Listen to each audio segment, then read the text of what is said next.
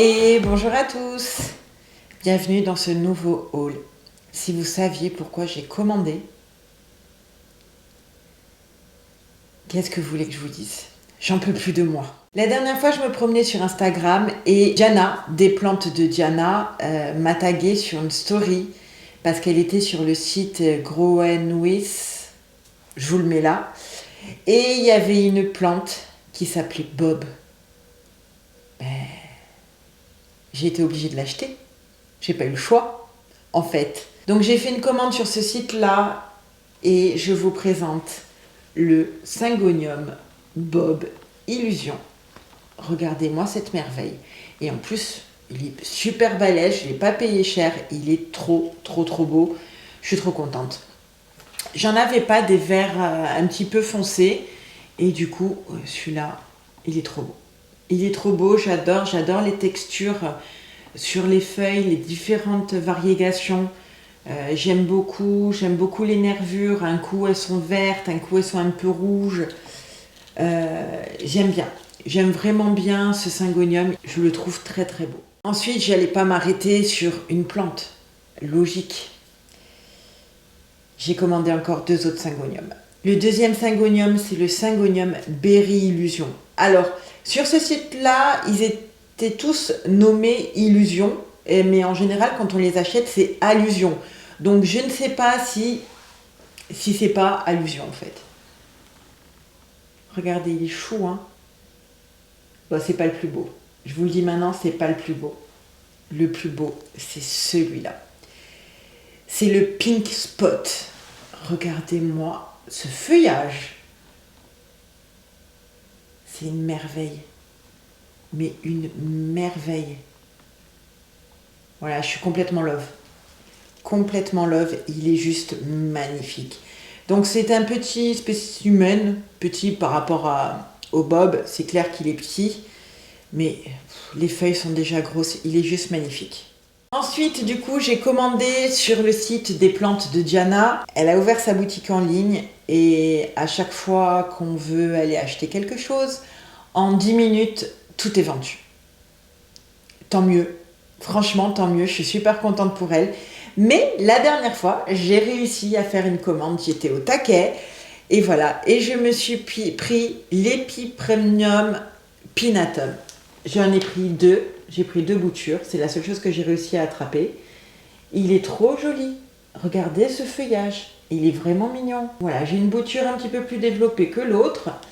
Mais il me plaît beaucoup. Du coup, ça va me faire une jolie potée. Et en plus, en cadeau, elle m'a mis un Dracena marginata. Regardez comme il est chou. Alors celui-là, il va aller directement dans le jardin. Parce qu'on peut les mettre dans le jardin aussi. Sauf qu'au printemps, en fait, il faut tout tailler parce qu'il souffre beaucoup l'hiver. Mais voilà, du coup, je vais le mettre dans le jardin, je vais le mettre dans mon massif et puis on va voir ce qui va arriver. Et ensuite, vous connaissez aussi Franck au fil des plantes. J'avais gagné un concours qu'il avait fait il y a pas mal de temps maintenant et il a jamais pu m'envoyer en fait les boutures correspondantes parce qu'il a eu une grosse attaque de trips. Du coup, là, il m'a recontacté. Il avait enfin des boutures qui étaient prêtes. C'était pas celle que j'avais gagnée.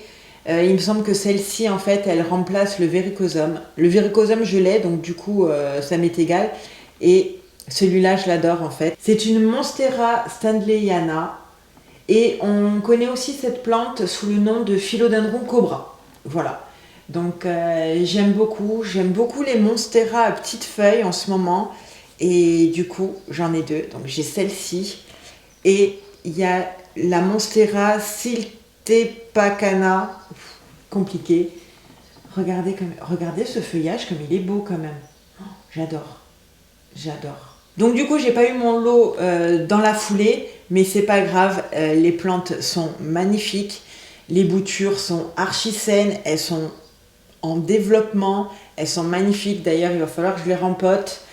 Parce qu'elles sont dans de la sphaigne. Et pour les Monstera, moi j'aime bien faire un mélange de terreau et sphaigne. Il faut toutes que je les rempote, sauf le pothos qui a vraiment l'épipremium là. Il a vraiment un bon terreau. Donc du coup, je me demande si je vais pas les laisser comme ça. Peut-être les mettre dans un pot un petit peu plus grand pour les mettre ensemble. Mais je vais garder ce substrat là qui m'a l'air parfaitement adéquate. D'ailleurs, il faut que je lui demande ce que c'est. Je vois du terreau, je vois de la perlite, je vois de l'osmocote et j'ai l'impression qu'il y a de la fibre de coco. Ouais, il a l'air vraiment pas mal ce terreau. Et du coup, mes syngoniums, je vais aussi les rempoter dans mon mélange habituel. D'ailleurs, je vous ai fait une vidéo récemment qui vous a beaucoup plu. Donc, si jamais vous ne l'avez pas vue, si vous voulez toujours savoir dans quel substrat je mets mes syngoniums, je vous mets la vidéo juste là. Bon, voilà. Du coup, je vais me calmer avec les plantes d'intérieur parce que j'ai aussi fait une grosse commande de plantes succulentes. J'ai eu plein de plantes d'extérieur pour mon anniversaire. Là, je crois que on est... Ouais, je crois qu'il va falloir se calmer un petit peu. Les plantes d'extérieur, j'ai eu des rosiers, j'ai eu un lilas, j'ai eu un érable. Oh, je sais toujours pas où je vais le mettre. Je sais toujours pas, je crois qu'il va rester en pot un bon moment parce qu'il faut absolument que je sois sûre où le placer parce qu'on ne peut pas le déplacer sans arrêt. Non, j'ai eu 3 rosiers, 2 pieds de marguerite, un lilas.